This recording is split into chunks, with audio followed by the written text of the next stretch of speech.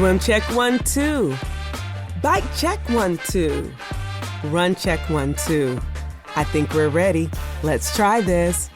Welcome to the Try Beginner's Luck podcast, a podcast where we explore the sport of triathlon from a variety of perspectives to help beginner triathletes on their journey.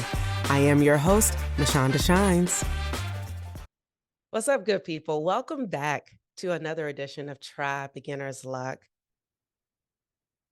So I oftentimes don't know when I'm recording, because usually I record in advance what the subject is going to be about. And so about 5 minutes ago, I was like, oh, I know exactly where this is going to air. I know exactly when this is going to be placed. And so this episode is on Valentine's Day. So happy Valentine's Day to all of you awesome people out there on today.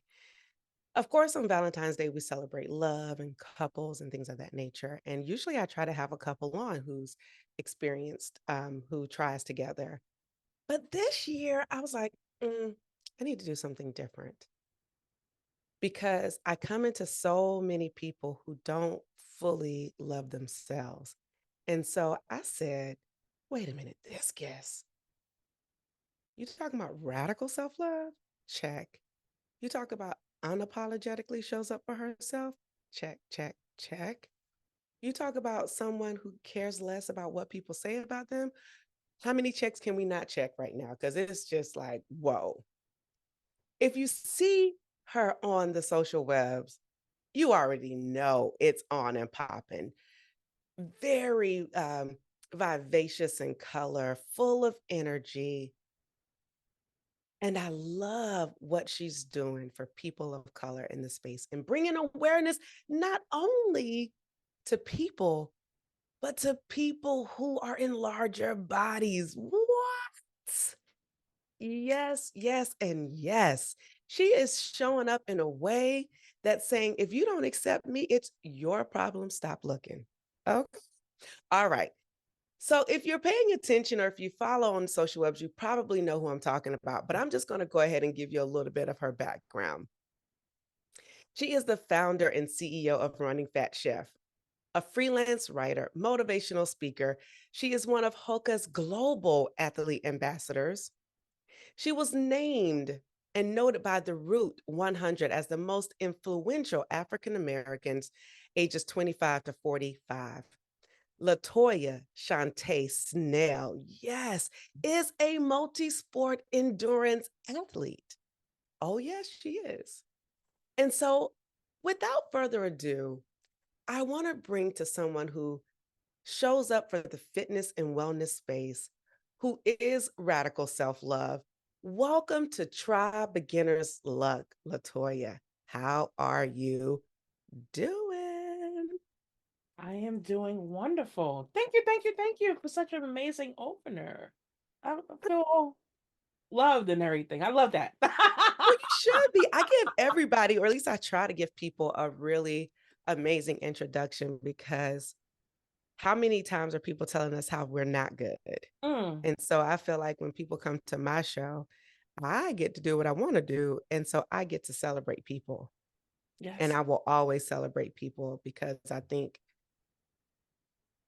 it's important to me that yeah, you feel seen, you feel loved when you leave my podcast. You're like, man, I feel good. yes, Gets undefeated. Even if we're talking about tough issues and I may yeah, get on you about X, Y, and Z, I still want you to leave feeling like, hey, right. we I feel good. Listen, if Black people don't know anything, we know how to pour into you. And Yeah. anything that I love doing to the people in real time is giving them their roses. I think sometimes we wait until people are close to leaving, or they're already gone, and then we're sitting in a space where we're like in the sea of regrets. I wish that I did this. I wish I said that. And instead, I'm just like, even if it's a large way or a grandeur, gesture, or just something that's in doses of I appreciate you.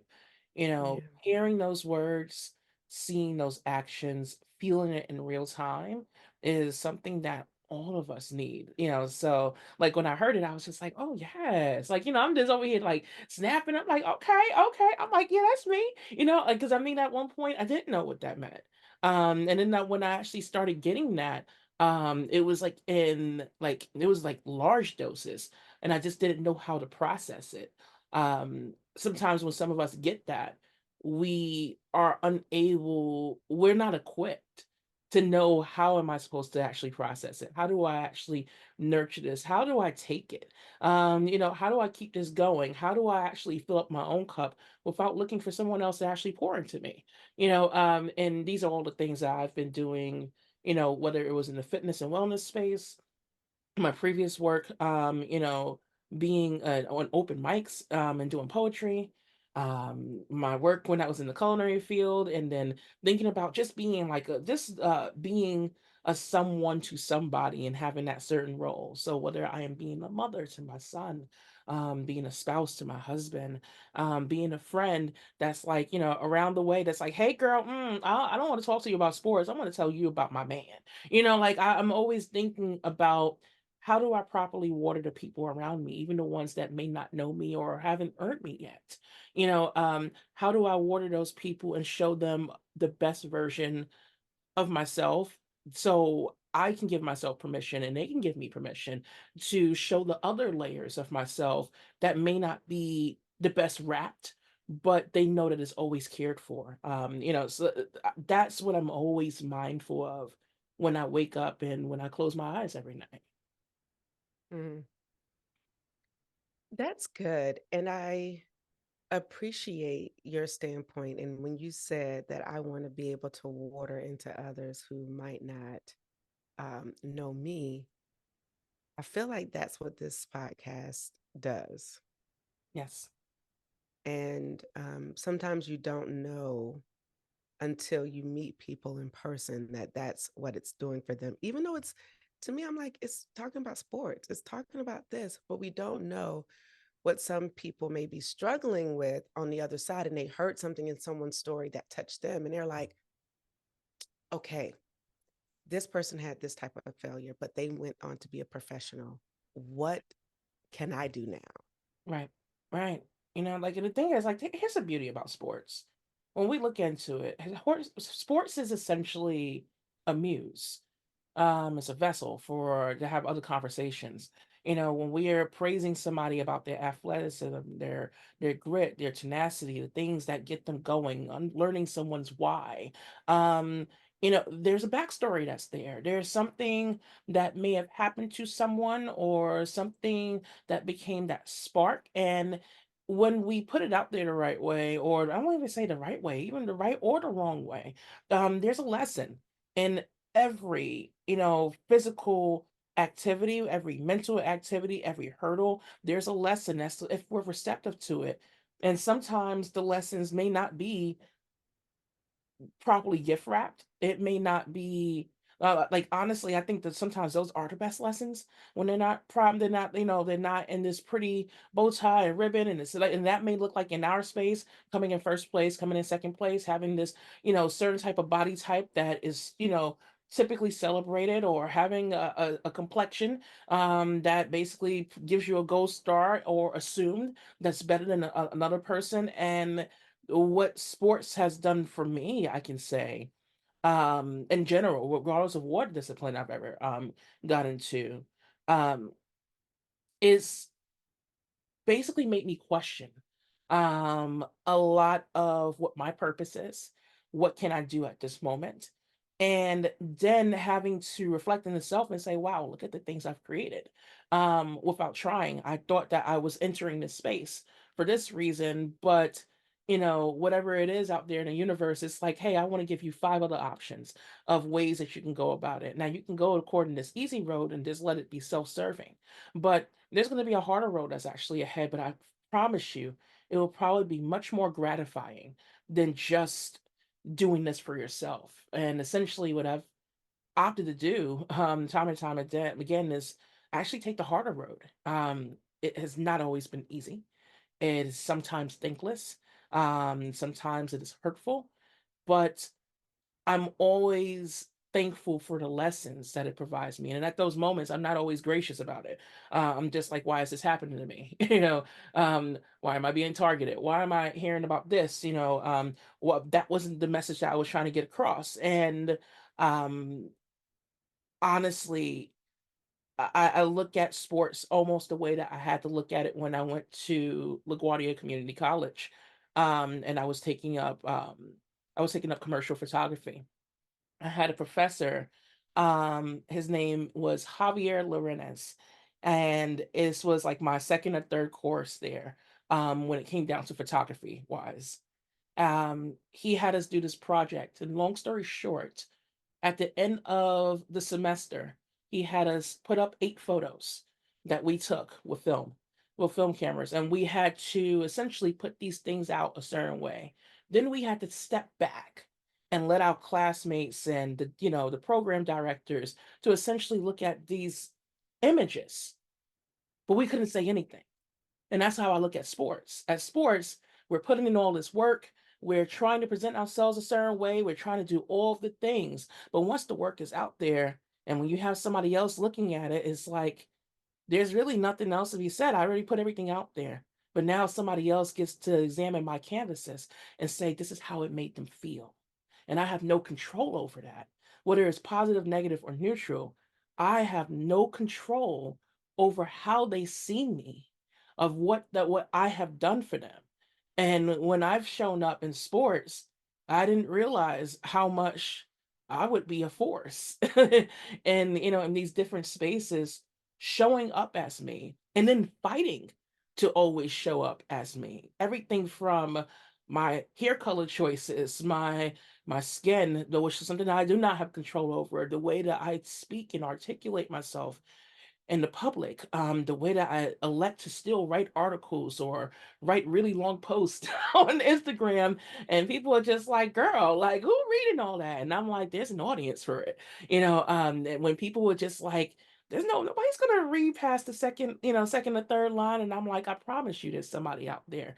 And before I knew it, I ended up growing an audience who were dedicated readers, and then I have people who are just like, "You're never gonna convert me into that," but I do love your visuals.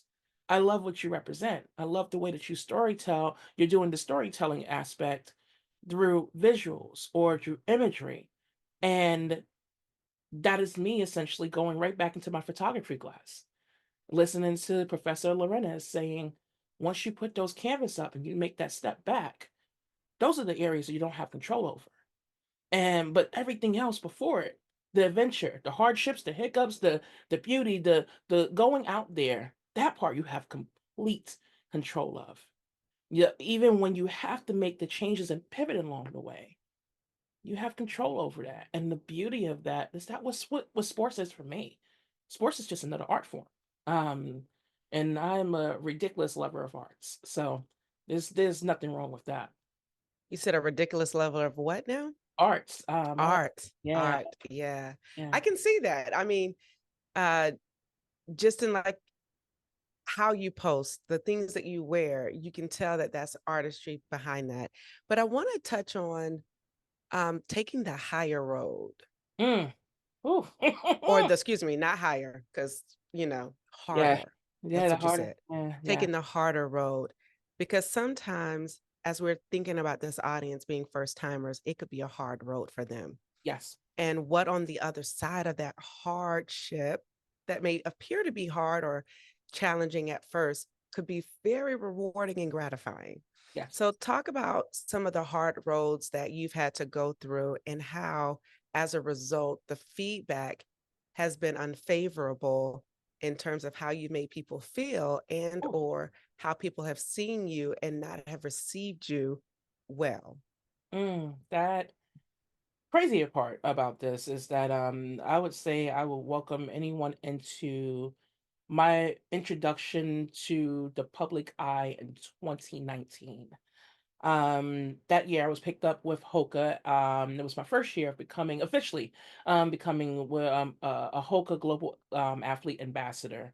In 2018, they scouted me out after I wrote a story in 2017 that went viral.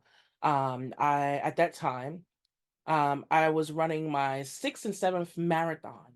And that was at the Chicago Marathon of 2017 and the New York City Marathon 2017. And then 2 weeks later, I was doing an ultra marathon.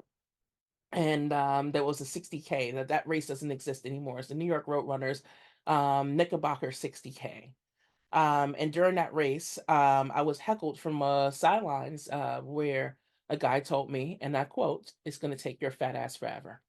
I am a old school New Yorker. I am not a transplant.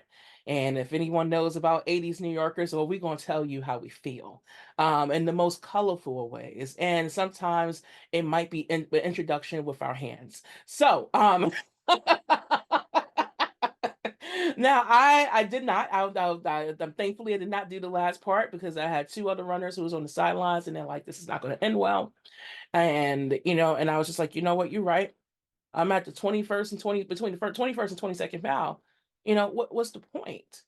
But people love saying these things like sticks and stones may break my bones. We heard it all our lives. But the reality of those words, they sit in and they hurt. And sometimes they have more impact because sometimes the worst things you can ever hear are the things that you already told yourself that I don't belong here.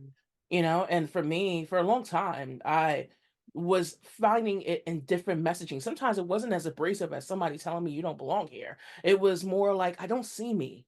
I don't see me in magazines. I don't see myself represented as a Black woman. I don't see myself represented as a fat woman. I do not see myself represented as a queer person. I do not see myself represented as a person with invisible disabilities. I do not see someone like me coming from my side of Brooklyn, which is East New York, Crown Heights, Bed-Stuy. These are all things that's referenced in rap videos. But like, when it comes down to being in sports and then being this loud and this open and colorful, um, it was always this laundry list of love of no's, even when I was smaller framed. It was just like you were the girl with the big mouth. But I was also told things like it was weird. On one hand, the people would tell me, shut up, and this is a bad perception of Black people. On the other's hand, I was being called things like Wonder Bread. Why do you speak that way? Why do you articulate your words that way? Are you trying to be quote unquote white? And then I had to dissect and dismantle what exactly does Blackness look like then, if that's the case? If you're saying that having some type of emotional and literal intelligence is associated to whiteness, then what exactly does it mean for me, the Black girl who's grown up in these multitude of areas? What are you telling me that I'm supposed to sound and look and feel and interact with everyone? And I'm just like, I feel like I don't have an identity, that my identity is forever underneath the lens and analyzed according to others. It felt more of an obstacle course and marathon to me, figuring out who I was. So I wrote 900 plus word piece for the root.com. They reached out to me. I thought it was a joke. Um, they reached out to me 2 weeks after no, actually, yeah, it was like a week or so after the New York City Marathon. And it was like, we would love to feature you as a glow up gladiator. And I was like, I don't know what that is, but it sounds amazing. And they're like, we have this new section, which has been out for a couple of years now. Well, more than a couple of years, and it's called the Glow Up. And unfortunately, I wasn't featured as a Glow Up Gladiator. Instead, they actually offered me something that was on my bucket list of things I wanted to do before I leave this earth, which is, would you have like to have an opportunity to pitch us? And I was like, what does that mean? And they're like, well, you mean like we mean like you can write for us, maybe it'll be a one-time thing, maybe it'll be something that'll be long term. And I like if it was anything I wanted to do in this lifetime is I wanted to be a writer. But it was one of those things that people told me I couldn't do. I was told in school I was not, that I wasn't the writing type because everything that came out my mouth sounded like aggression to some people, despite having my experience doing open mics. So fast forward, I wrote that article. Article went viral. I shifted my career into going into the culinary industry, and I was essentially like people were sending me loads and loads and loads and loads of positive messages. Oh my God, I can't believe that person said that to you. And look at you, telling that heckler off. And they had me on a high for a really long time. But with every high, there's going to be a low. I met that low in 2019. where it was supposed to be a moment where I was supposed to be feeling like I was on top of the world. I got picked up with Hoka. The next month, I was accused of cheating at a marathon. Um, and I was like, do you mean the person that goes on social media and shows every mile that they're at? And I tell the good, bad, and ugly. I'm like, hey guys, it's mile one. I'm feeling great. Mile six, I really hate this. Mile 12, where am I? Mile 18, I really, really have a really bad chafe. I'm getting super TMI in my stories, which is how I ended up building up my following. On this particular race, I was rerouted. I had no idea I was rerouted during this race. I found out through followers. I found out through going back and forth and using some very colorful words with a guy who I would like to leave as nameless. If anybody wants to entertain themselves and look it up, they can look it up for themselves. I wrote some very colorful words back to him and was like, "How dare you? How dare you? Accuse me of cheating at a marathon." It didn't help that I had went through another viral moment weeks before it where I don't have any control over how the titles are put out for Huffington Post, but the title was something along the lines of "I'm running 10 marathons this year and I'm still being fat shamed." And I was talking about my experience and my perspective of being a ultra marathoner. Any crazy person that goes out there and runs more than 26.2 miles, I'm the person who ran 100K, equivalent to 62 miles. Um, and I was just like, I'm doing all this work that people tell me that I cannot do in a body like this. I had the, trigger warning. At one point, I explored the disordered eating after being suggested to eat 1,200 calories while marathon training. Spoiler alert, not the best thing to do. Um, I've heard every horrible thing about me, but the problem was is I actually believed it myself. And I was like, there's no way I can call myself an athlete unless I'm a certain size.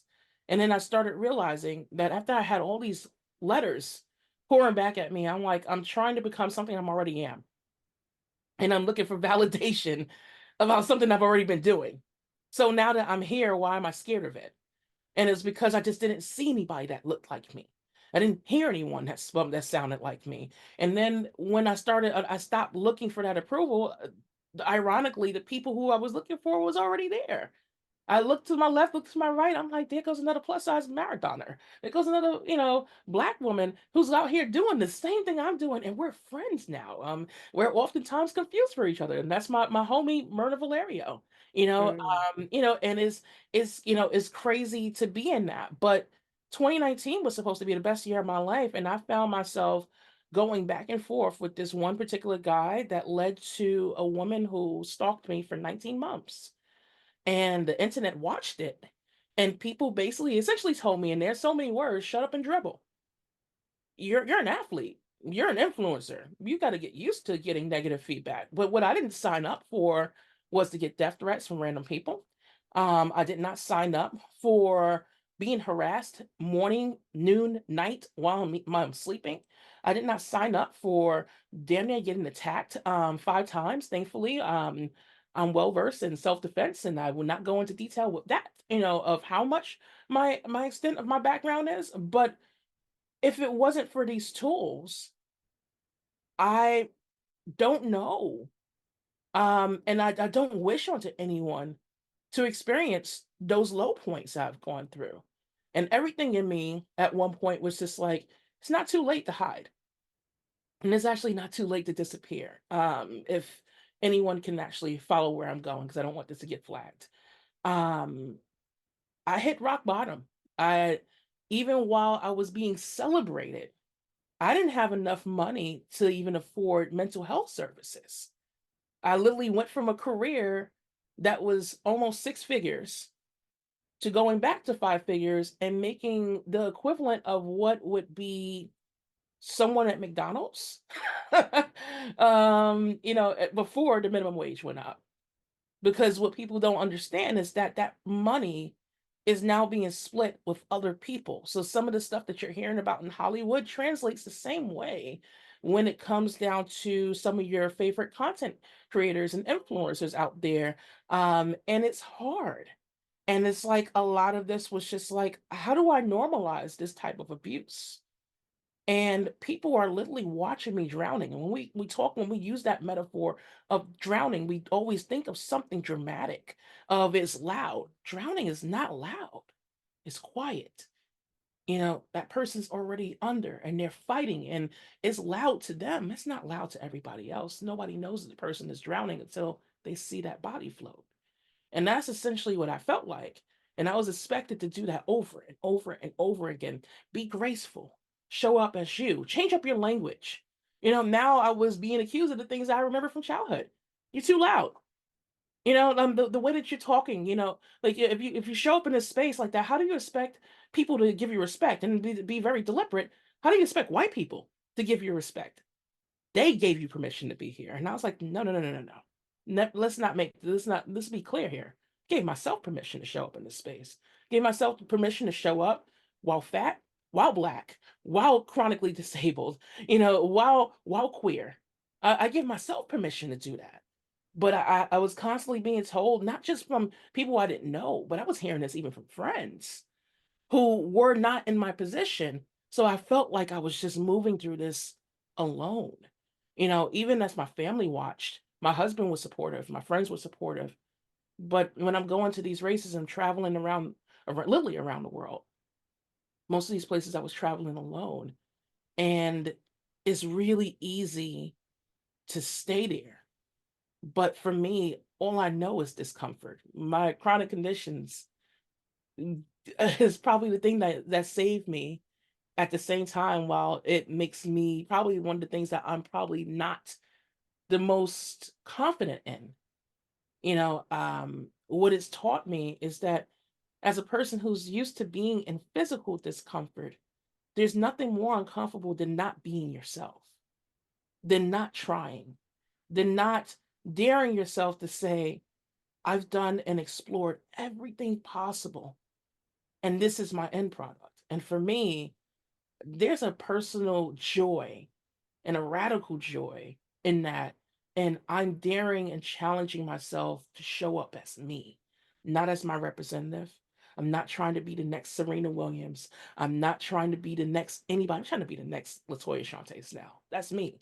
I'm trying to be me every single day, 365 and the fourth. I'm trying to be me in this space. And if people like that and they love that and they respect me, then great.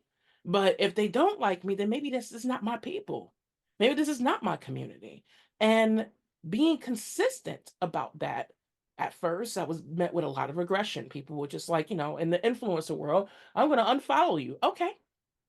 You know what? I enjoyed you for the time that you were here. You know, I don't need no departure notice. Okay. So I watched the numbers drop. But when you start to think about it, like I can see it in hindsight. These people who say that they're going to leave you, they were never here for you. They were here for your representative. They came here with this idea of, I can mold you into something that I want you to be. Now that you represented something to them at first, but your growth is not going in the same direction. And the thing is, you don't have to pander to people who never considered you.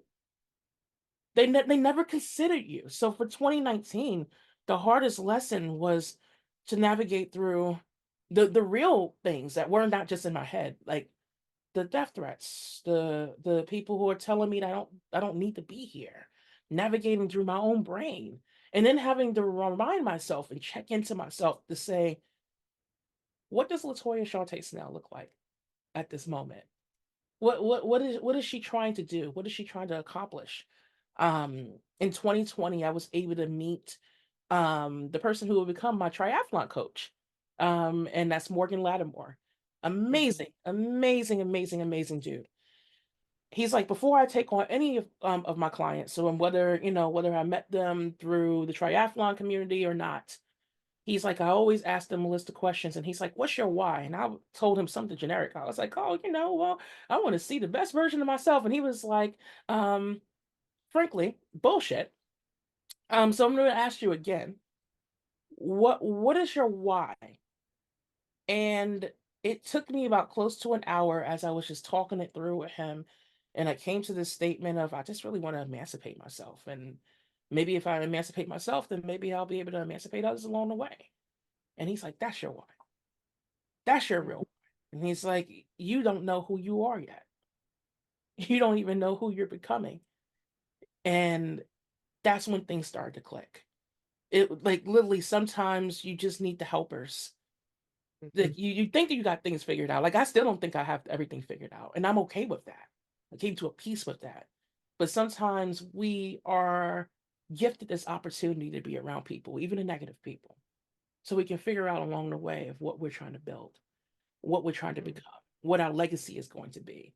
And I've now more than ever, I haven't felt this so confident in my life to know that my legacy is about disrupting. That I don't have to be quiet. I also don't have to be animated. I don't owe anyone anything. What I do owe to myself is to be me and to explore and to make mistakes and to try different things and to excite myself, to invigorate myself. That's what running and any type of sport, whether we're talking about pole dancing, something that people was like, you need to do that, you're a mom. Baby, I loved it. And I have two left feet. I still didn't get that down. Pole dancing, they told me it wasn't for me. They told me running was not for me. They told me ultra running was not for me. They told me triathlon, you girl, you can't even swim. Honey, I still am a horrible swimmer. And But you're doing it. I'm still doing it. I'm like, let's try the scary things. Let's try, Yeah. let's dismantle all the things that we've been told passively or directly that we're not supposed to do. And I'm just like, I love that. And that's my identity. I am a disruptor. And I'm like, if I can recruit other people to drink this juice, to disrupt something in your life, it don't have to be about running or triathlons or any of that, then Mhm. I want that to be contagious.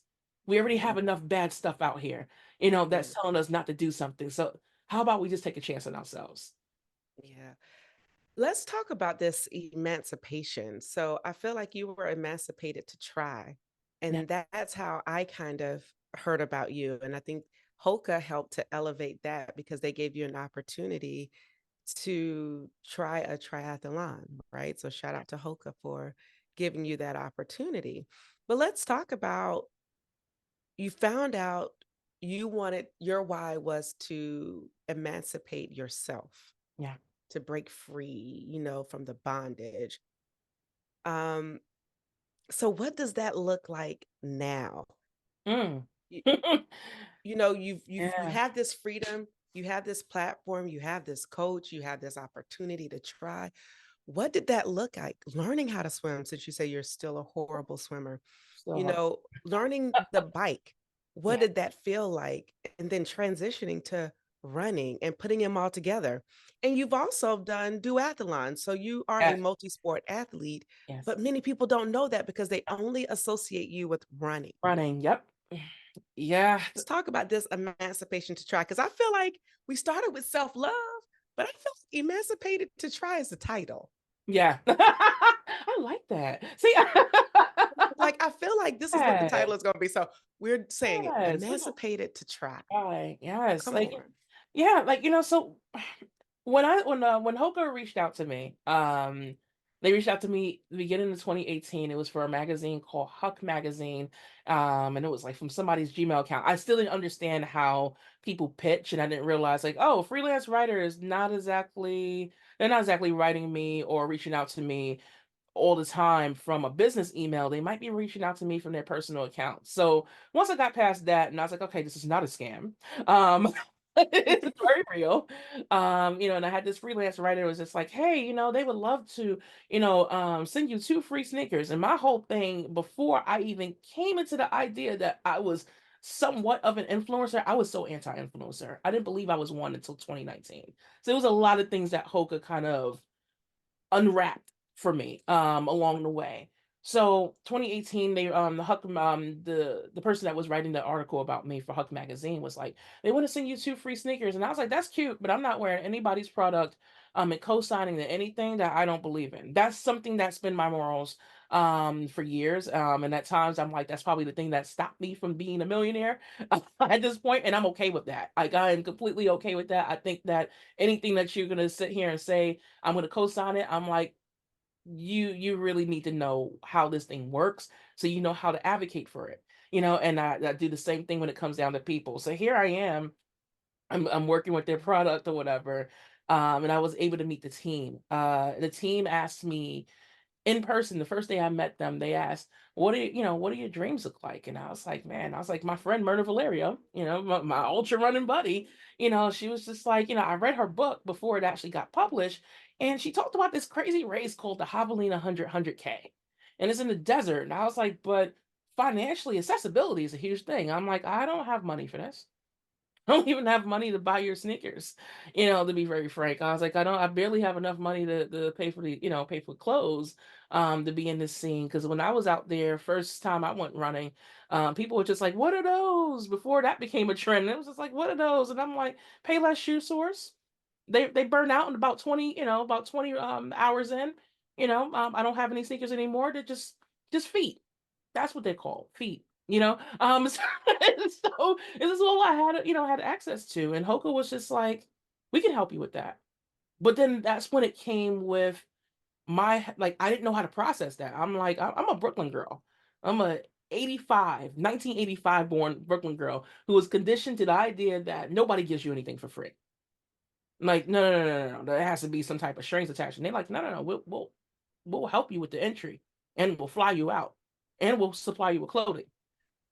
and we'll give you some other experiences right along with it. And some of the other experiences and opportunities that it presented to me was, what are your other dreams? And I was like, man, my wildest dreams I have on my bucket list, I would love to be a triathlete.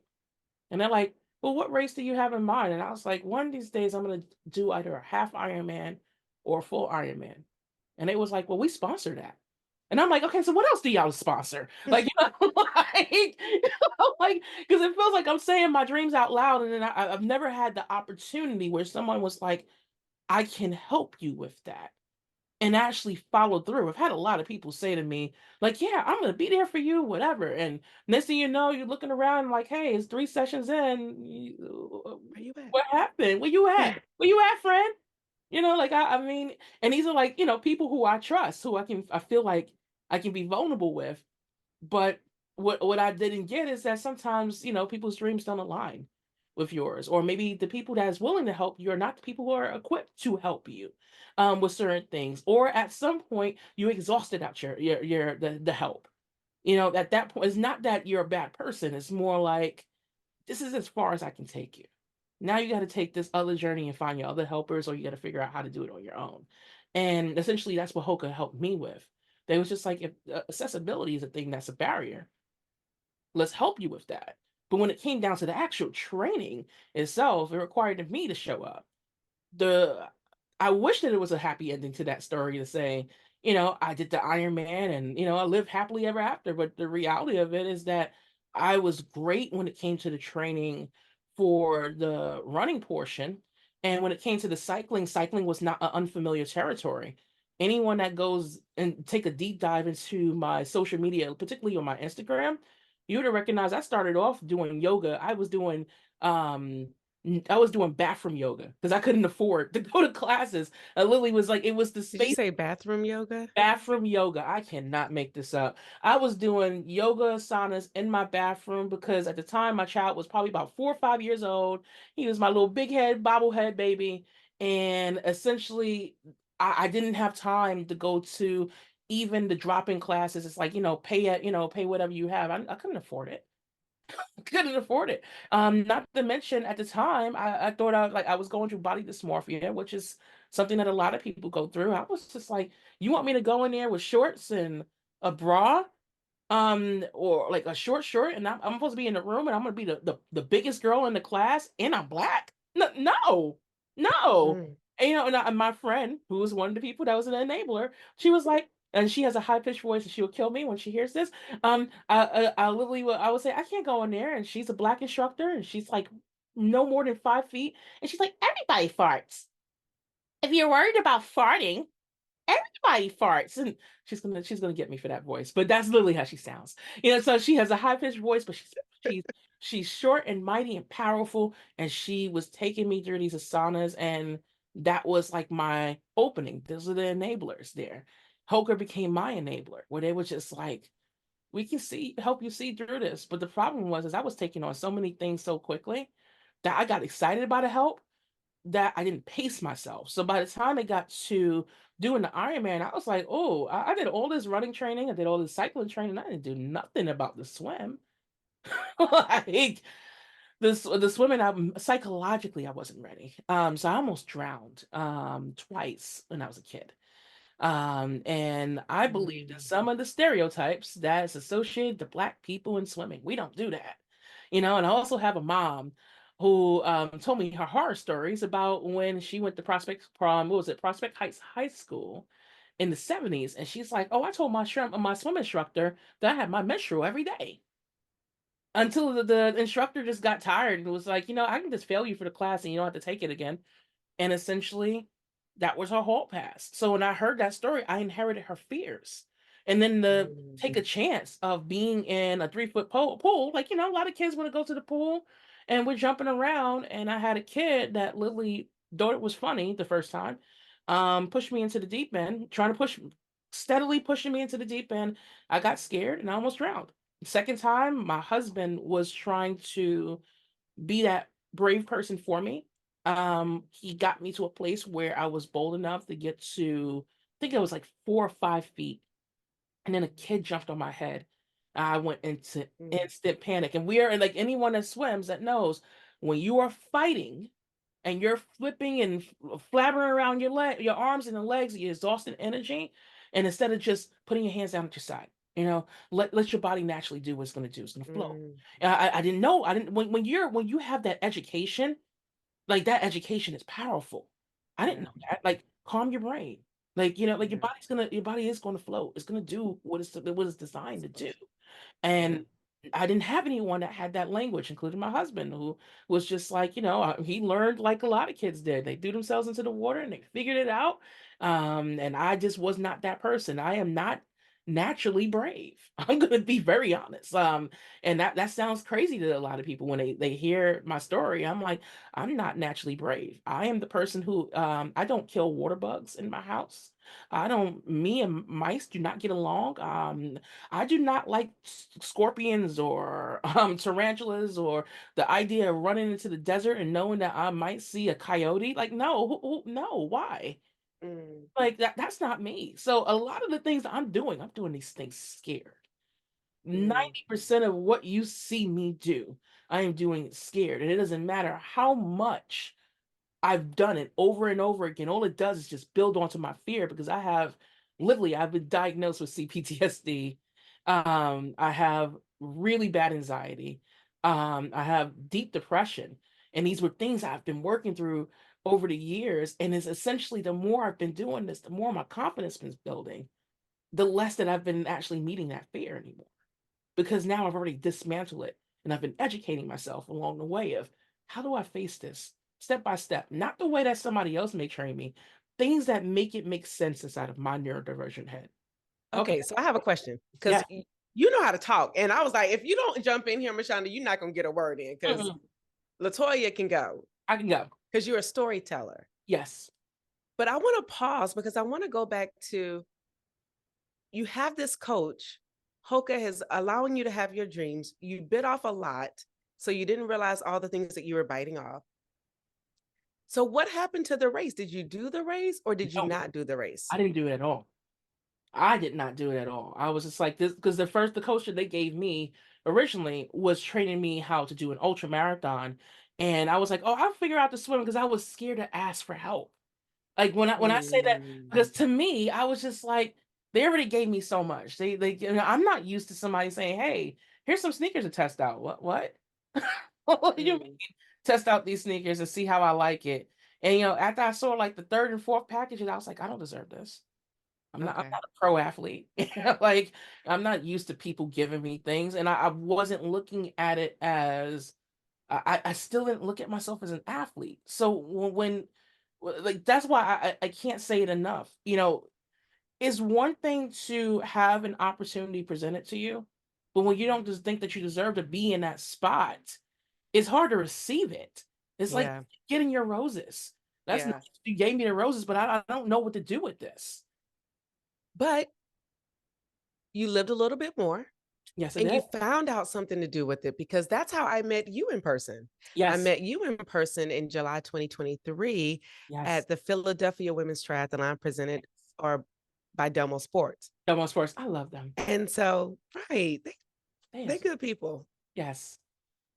They good people.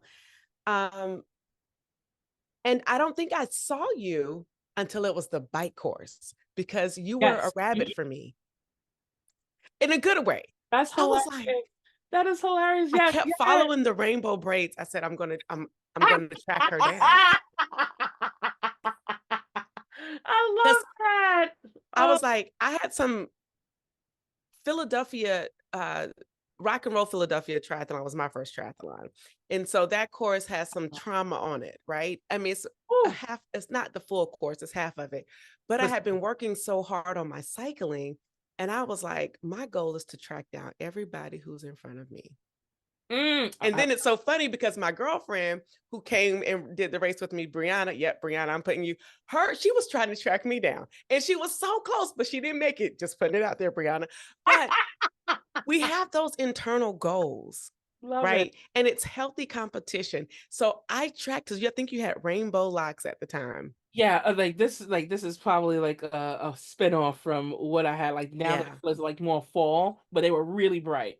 But it was like, it's my goal to like get you, but then encourage you and then ride off. Yes. Yes, and you sure did. You definitely shouted out to me because I was putting in so much energy, and that was one of the feedback. That was the feedback you gave me. And the thing is, I always Mm-hmm. help. Like I'm always that person that's like the boundary setting of no, I don't want unsolicited feedback. But it's about how you put it out there to somebody, right? Yeah. The way that you did it, it was just so much love that it wasn't ego behind it. It was just like, girl, you do your thing, but why are you cranking so hard? Like like I mean, you was grinding. I I was was like, grinding like she hell don't, she out ain't there. gonna have no legs by the time it comes for the run. And I was like, let me just help her. I was like, why don't you shift down? Shift down, sis. Now I'm passing you, but shift down. Because I want you to be able to run, because that's what you do best. Yes, I couldn't run, girl. I was so damn tired, and but because of that, but that's like this is me getting past my hiccups because like my beast is knowing what what the the marathons and the ultra marathons. I know what comes with that. Triathlon is a different kind of beast, like when you're out there, like and the thing is, this is the things that my coach had told me. He was just like, you're putting in too much energy too quick.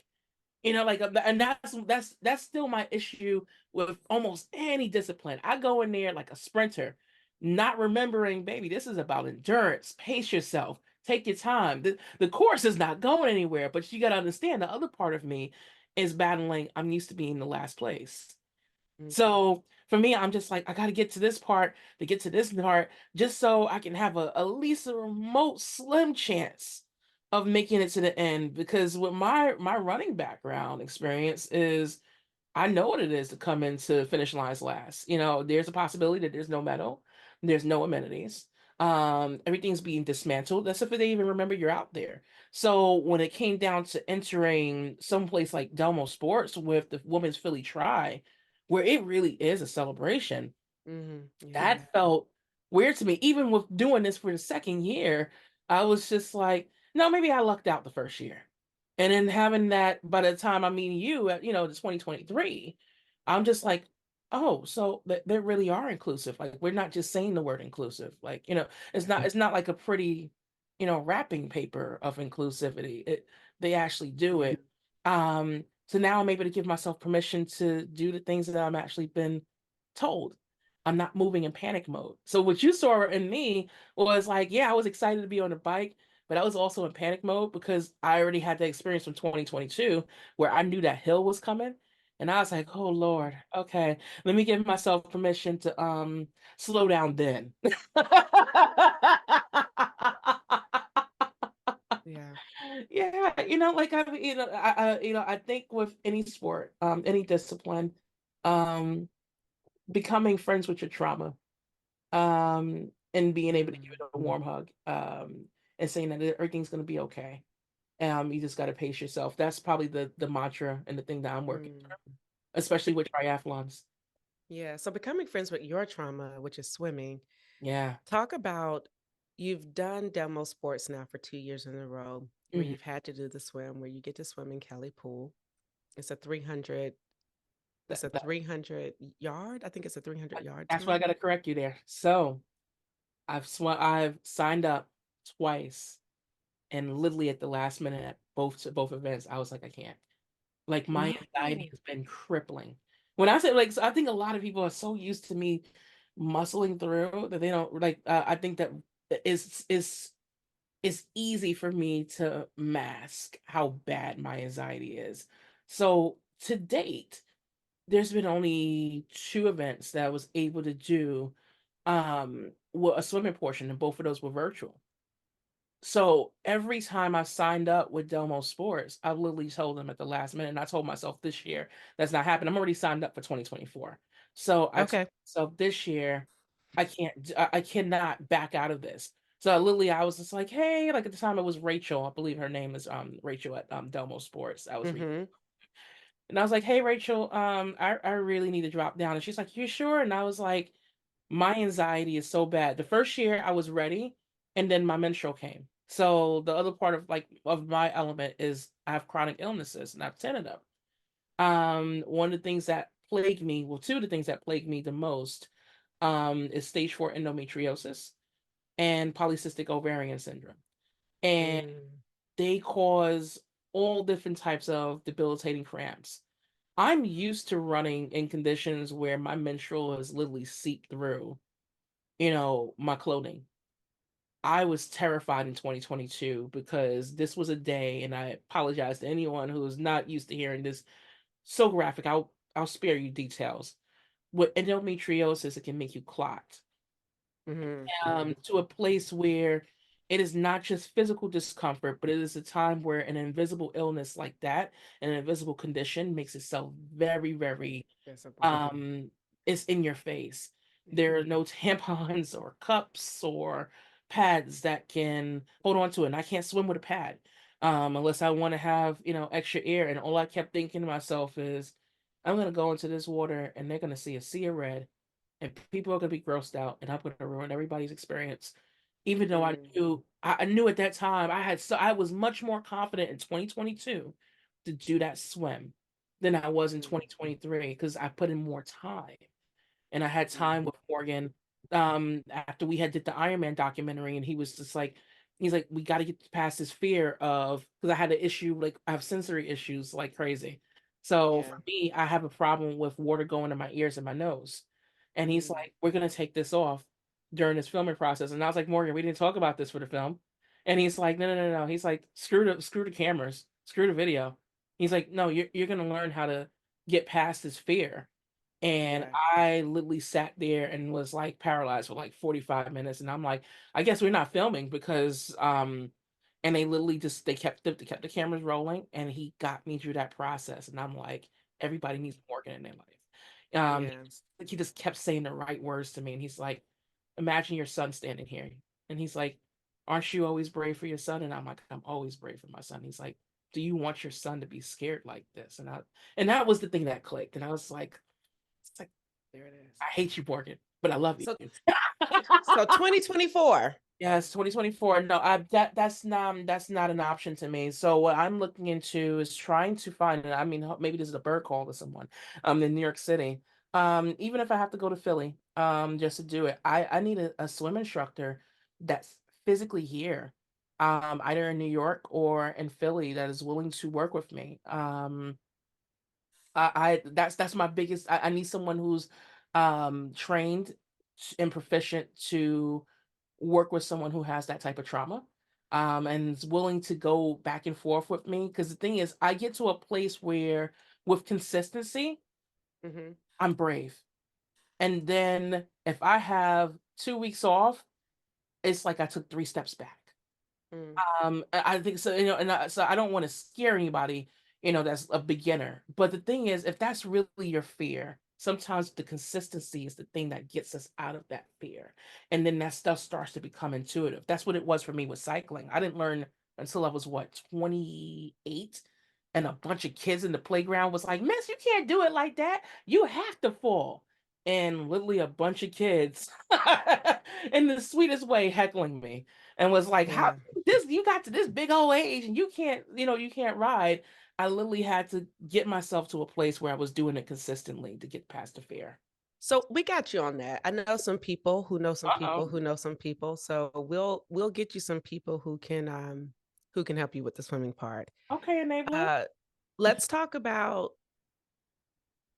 duathlons because Yeah. you have done those. So tell us Yep. about your first duathlon experience. Oh my gosh. I first and foremost, always look up a course and see where you're going. I was just so excited about the idea. I was like, oh, I can run and ride a bike. But putting those two things together and not taking into consideration that these things require transitions, activation of different muscles. Your body's going to feel like jello when you make those transitions, learning how to ride in Mhm, cycling shoes. These were things I was not aware of. So mhm, I threw myself into it. And I remember crying once I made it up. I did mine with Prospect Park. Not Prospect Park, excuse me. I did it with Central Park. So I did it with New York it was the New York Triathlon .org, NewYorkTri.org. They have an event that's in Central Park, and my legs were on fire. There's three hills in Central Park. There's Cat Hill, there's Three Sisters, and then there's Harlem Hill. Harlem Hill is probably close to a half a mile to maybe no more than three-quarters of a mile. And this thing twirls and then it goes up. And I didn't master climbing. I was just like, oh yeah, I've done century rides before. This will mhm. be okay. No. So one, but make sure you get that training. Make sure you get the training in. But like, yeah, like the first experience, it wasn't traumatic, but it was definitely a teacher. Um, Mhm, and I felt so invigorated despite coming damn near like one of the last people. No, actually, I might have been the last person. I remember just being mhm, so winded that I almost puked at the finish line. But I was just mhm. like, I want to do that again because it sadistically feels really good. And haven't had that feeling since the first time I ran a race. I ran my first race in Central Park. And despite knowing the course, I didn't think about the impact of what it would feel like having to do that loop twice. And then have to take those really jello legs and go out there. That second win is what gets you with that second run. I think it was 2 miles, but it was like some of the hardest 2 miles of my life. And I'm like, I am fighting here and nothing clicks. There is definitely an art to duathlons, and I think, just like tries, they all have and present themselves with challenges. Yes. One thing I want to talk about, and I don't think I've ever asked anyone this, so this is a first for me. A lot of times we glorify fast, we glorify Mhm. professional, we glorify those who are elite, but the back of the pack doesn't get a lot of love. And although I've done a marathon, I've done some 5Ks, 10Ks, I teeter that back of the pack even there and with triathlons. Right. And I would like for you to talk because you're saying you're always the last. Always What laugh. mindset is that? And how can you encourage someone who may feel self-conscious about always coming in last? Mm. The thing is, just like someone has to come in first, somebody has to come in last. Even the fastest people, somebody comes in last.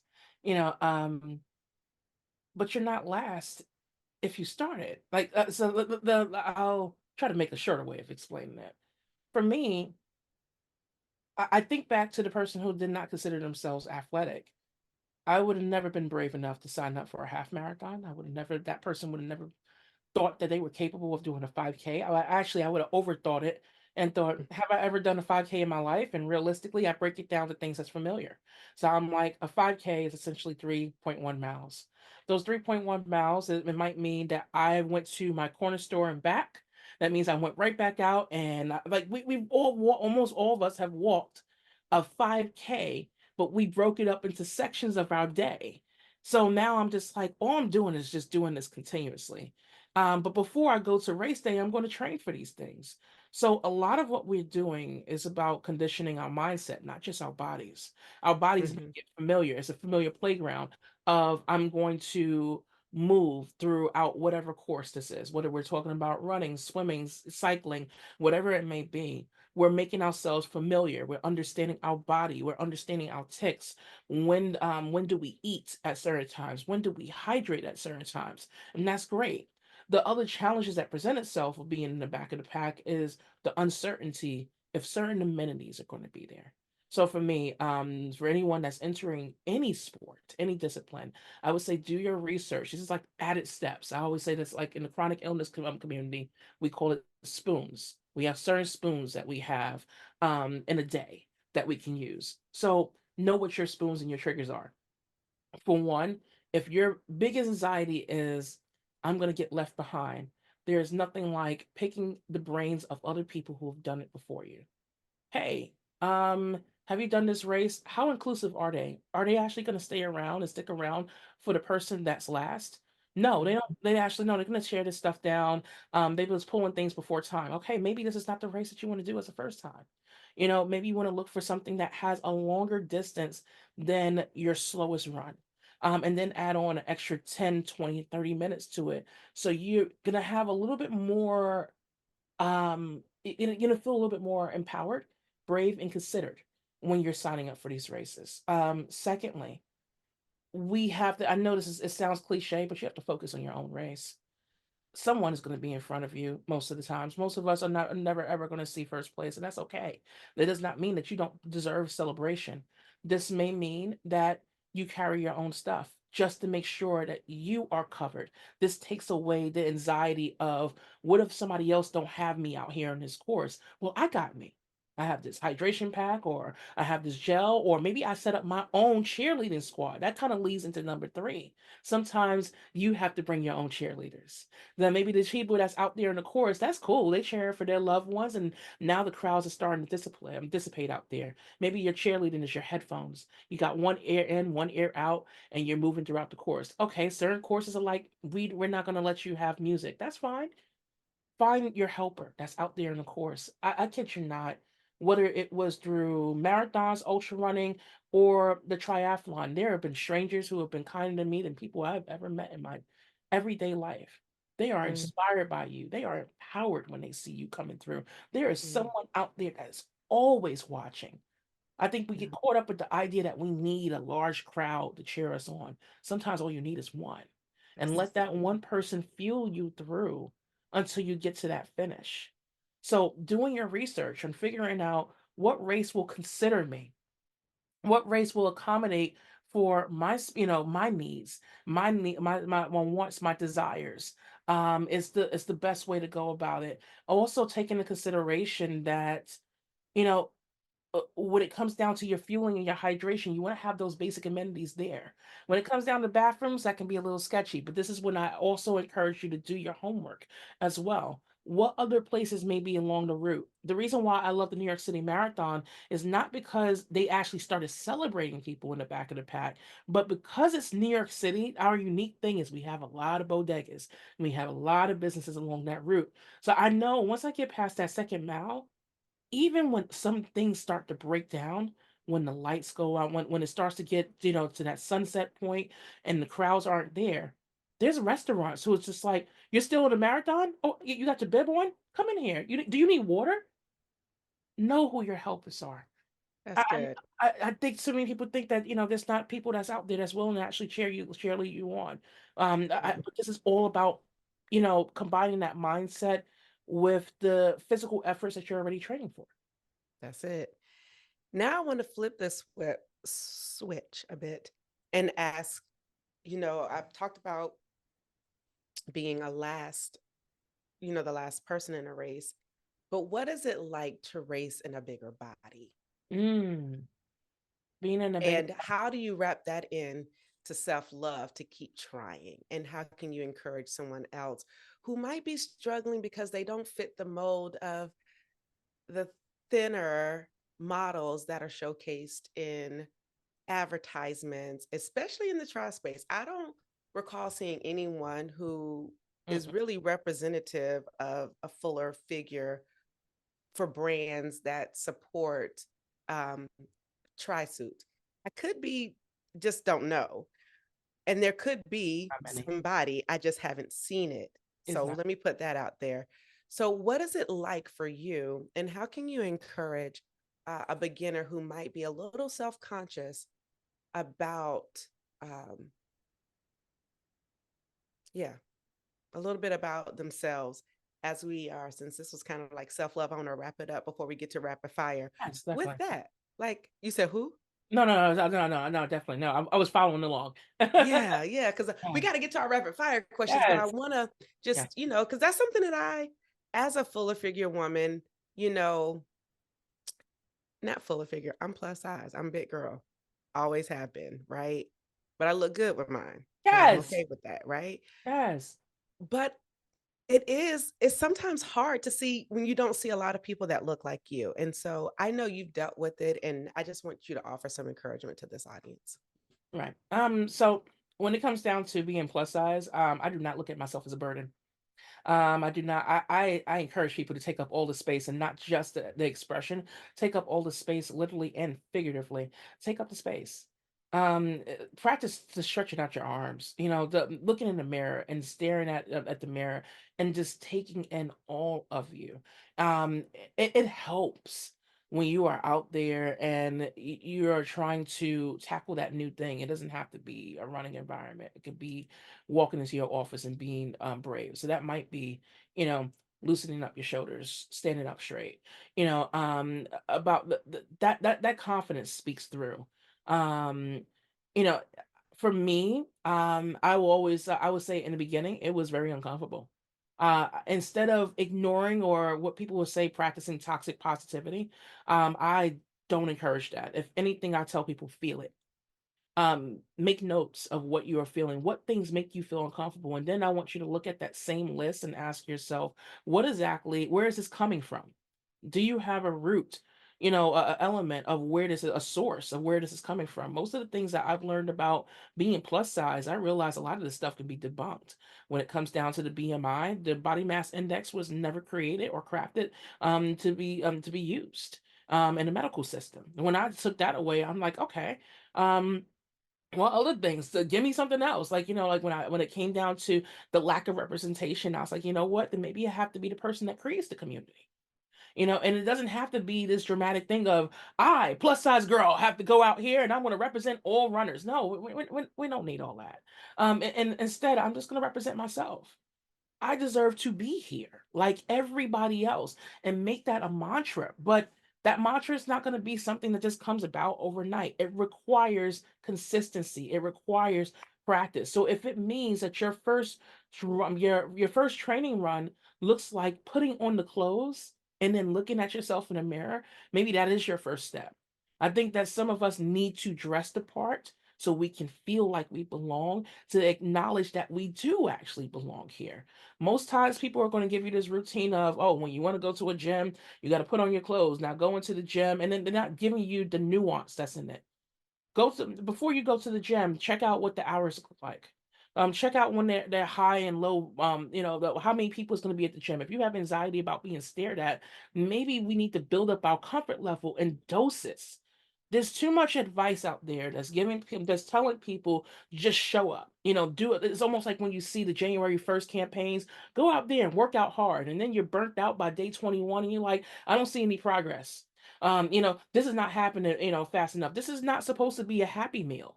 It's not something that's going to be super quick. Instead, give yourself grace and just take it in pieces. And that's what we're going to do with our bodies. For years, we've been conditioned to not like the body that we're in. When we look at ourselves in the mirror, it doesn't matter what size, race, background, especially when it comes to women and non-binary people, we have been conditioned and groomed to not love ourselves. Now, how do we debunk all of that learned behavior? Because most likely, this is not something that you just naturally told yourself. Think about the first time that you remember somebody telling you that you didn't belong. Now ask yourself, what was the thing that they were trying to accomplish? Is it because they don't see it in themselves and they needed company? Or was it something that you just didn't see? And maybe you have to be that change. Maybe the people that you are following on your social media account, maybe you need a detox.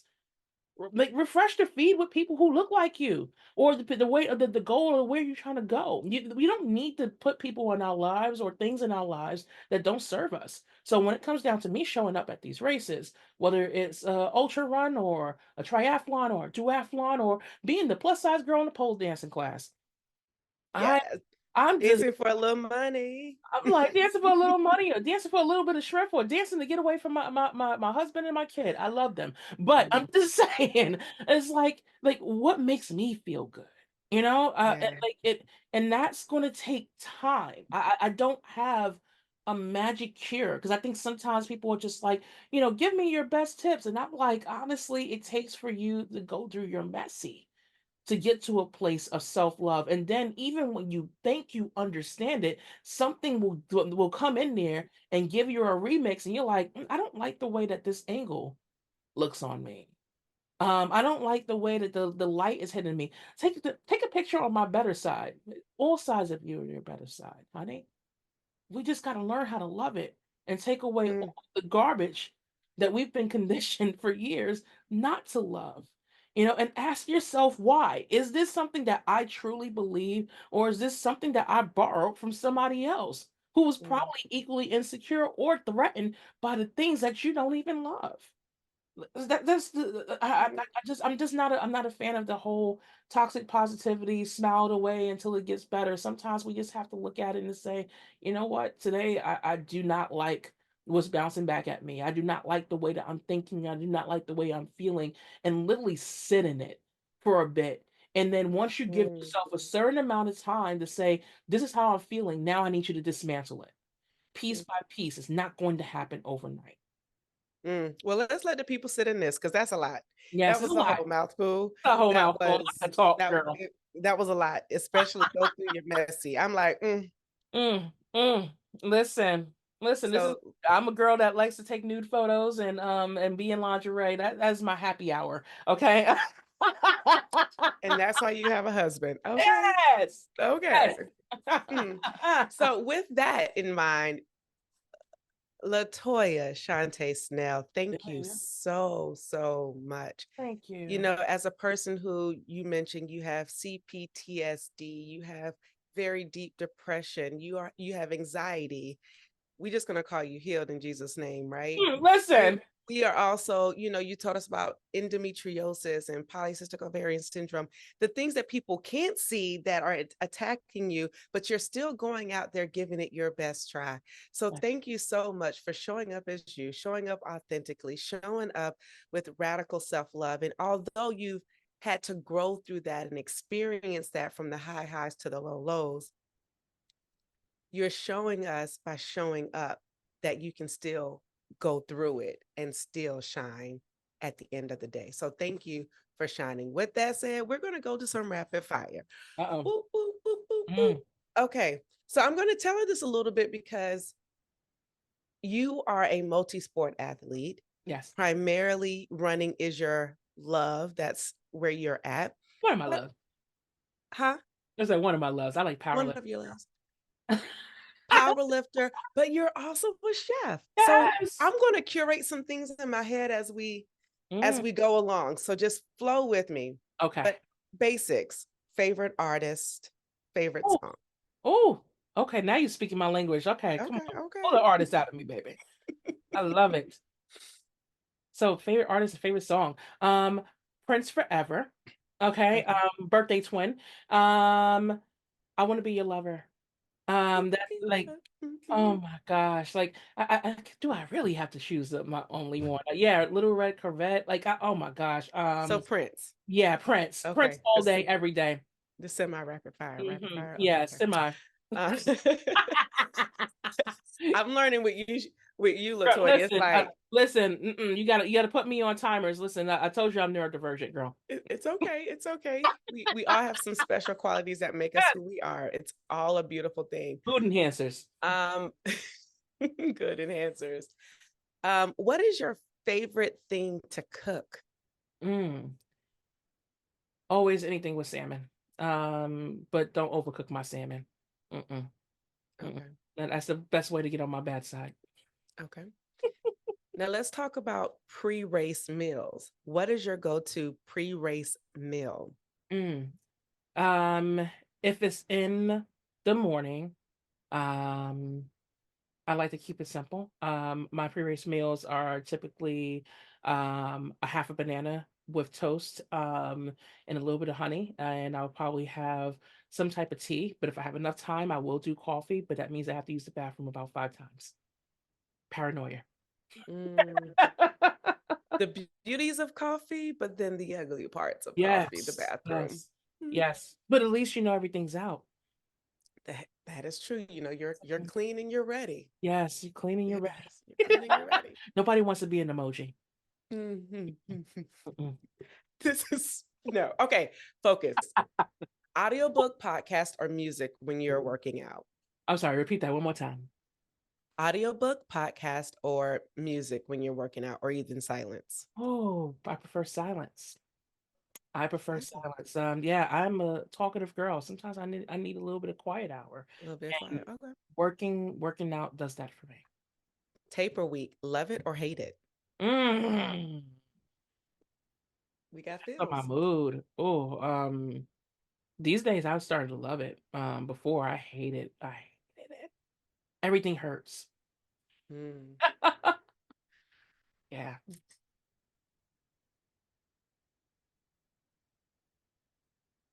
They get on this one now. Mm-mm. I know. Favorite song to strip to. Oh, Oh. oh, I like this one. I like Mhm. this one. Since you said you like to strip, I'm like, Yeah, see that I like pole dancing, but my that's what husband, I meant. Sorry, pole dancing. Look yeah, at me no, taking no, it. no, no, like Pole I mean, dancing. no, taking it off. I mean, that's only on camera. I'm saying, no. Um, Pole dancing. That's what I meant. I'm like, Keeping it no. PG. I mean, cause no, cause if somebody see me strip, no, like I don't know, like Taking I, striptease I'm like, classes that are considered pole dancing, right? They're at the pole dancing place. yeah, no, but I do pole sport. I do mostly pole sport. So yeah, like that. So Okay. there's the pole dancing where the girls got the heels on. I ain't that girl. I'm not that coordinated. But You don't do that one, so which one do oh you do? no, I do pole sport. So pole sport, you will see it with the Arnold Classics. Like when you do the competitive, so you're talking about like inversion. Like don't get me wrong, it could be the So same. I was talking about like pole Oh dancing. no, I still don't get me wrong. We still down to our booty shorts and we got our bras and we cute and everything and we can have our bedazzled bras and stuff.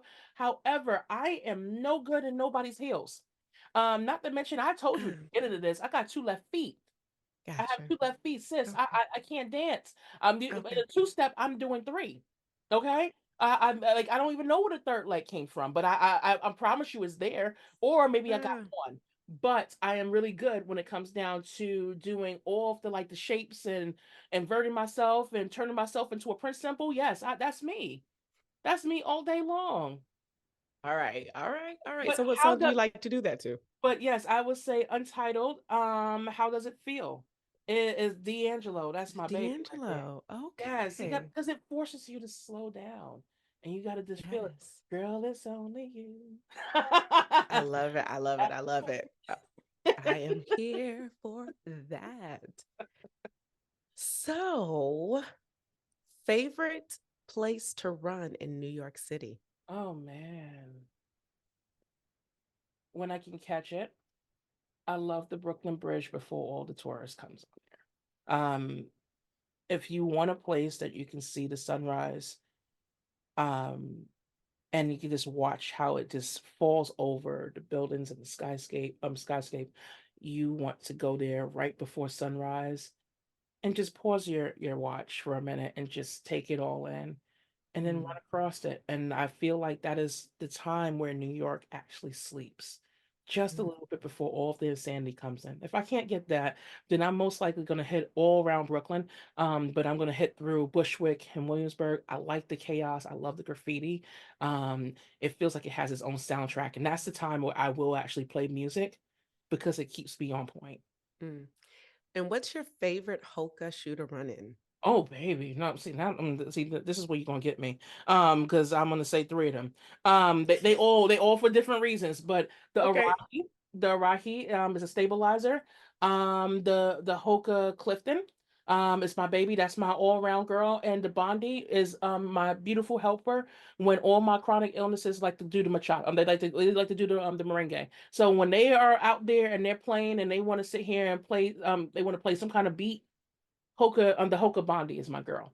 It has the Okay. most cushion, but the all-around girl is going to definitely be the Clifton. Okay, awesome. Now, I usually don't let people leave the podcast without asking if they pee on the bike or get off and take a proper pee break. But since you are working towards those distances, I'm going to ask you, Both. you don't even know what I'm about to ask. What did you think I was about to ask? Have I done it? Yes, both. On the bike or on the run? On both. Both. Well, then there you have it. She does it. Well, Listen, welcome. listen. I've had too many TMI conversations of, oh, where did you use the bathroom when you're on the trail? The outdoors is your bathroom, honey. It's your bathroom. And as an endometriosis girl, listen. Sometimes you get visited by like the poop fairy, and it gets really really messy. We got horrible stories as trail runners. So with that being said, for the triathlon community, where has it happened? Well, listen, let me Oh, tell you, some people got some stories in the tri community about I've the entered two. here. Yeah. Oh, the number two is horrible. I've Yeah, I've it's, heard yeah, very graphic stories that I wish that I can clean out my ears, um, yeah, and never ever remember them ever again. yeah, yeah. Wow. Well, look at here, y'all. And this is good. And clearly we can talk all day. So perhaps we can have LaToya back on after Delmo Sports. And perhaps maybe I'll be there, I don't know, to see it happen at the finish line and we can document it and we can do some things. Yes. So listen, we are here. Remember, whenever you try beginner's luck, you always win. As you know, you can find us on YouTube and any of your major platforms. We also just started Ask a Coach. So if you have questions about our coaching, you're scared, drop in our show notes, click it, put in your questions, and we have two resident coaches who will be answering your questions, but you only can catch that on YouTube. All right. Did I say whenever you try beginners like you always win? Well, even if I did, you got it twice. I'm Ashonda, and we are out. Peace. Bye, everybody. Thank you for tuning in and listening to this episode. We need your help so we can continue to try at TBL. So for more information on where you can find and subscribe to this podcast, visit www.trybeginnersluck.com. And don't forget, whenever you try beginner's luck, you always win.